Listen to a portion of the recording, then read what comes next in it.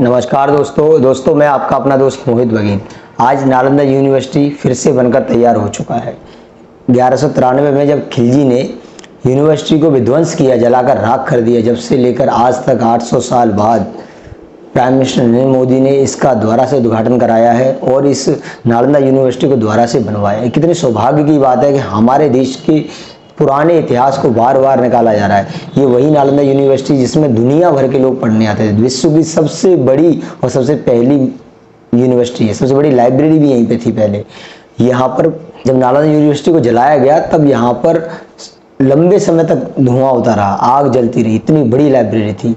और इसके बाद ही हमारे भारतीय सनातन संस्कृति का पतन भी हुआ, क्योंकि यहाँ से बहुत सारे ग्रंथ जला दिए गए। कुछ ग्रंथ तो ऐसे हैं जिन्हें इतिहासकार मिलाते हैं, इनका आज तक कोई सोर्स नहीं मिल पाया। यही कारण है कि आज तक हमारे इतिहास में और हमारे ग्रंथों पे सवाल उठता रहता है कि उसने ये क्यों नहीं किया, ये वाली लाइन कहाँ मिलेगी, ये क्यों नहीं किया। सब नालंदा यूनिवर्सिटी की वजह से हुआ। और आज नालंदा यूनिवर्सिटी को दोबारा तैयार कर नीतीश कुमार जी ने खुद अपने बयान में कहा कि 400 से ज़्यादा बच्चे वहाँ पर देश विदेश के पढ़ने आते हैं। नालंदा यूनिवर्सिटी आज भी पूरे देश विदेश के लिए तैयार की गई है, ना कि अकेले भारत के लिए।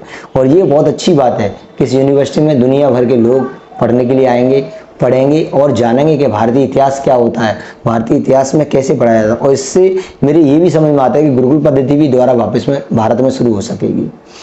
एक लाइन मैं और यहाँ पर कहना चाहूँगा कि जब भी किसी चीज़ का पतन होता है, वो चीज़ कभी ना कभी उभर कर जरूर आती है।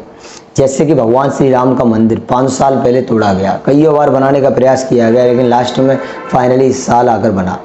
ऐसे ही 815 साल बाद नालंदा यूनिवर्सिटी का उद्घाटन प्राइम मिनिस्टर नरेंद्र मोदी, नीतीश कुमार दोनों मिलकर कर रहे हैं। अब आप सोचिए कि कितने समय बाद बदलाव आया है। तो चीज़ें कुछ हैं जो वापस आनी हैं और आएंगी।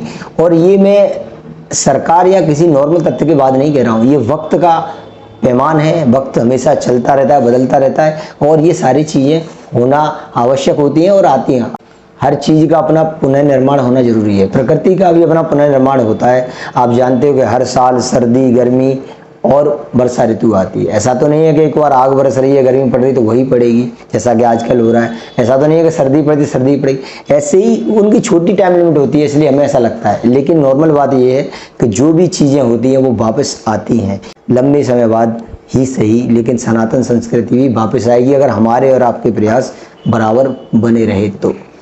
मित्रों, आज का मेरा वीडियो यहीं तक था। वीडियो को लाइक करें, चैनल को सब्सक्राइब करें, साइड में बेल आइकन से जरूर दबाएं और कमेंट बॉक्स में बताएं कि नालंदा यूनिवर्सिटी के बारे में जानकर आपको कैसा लगा। हरे कृष्णा।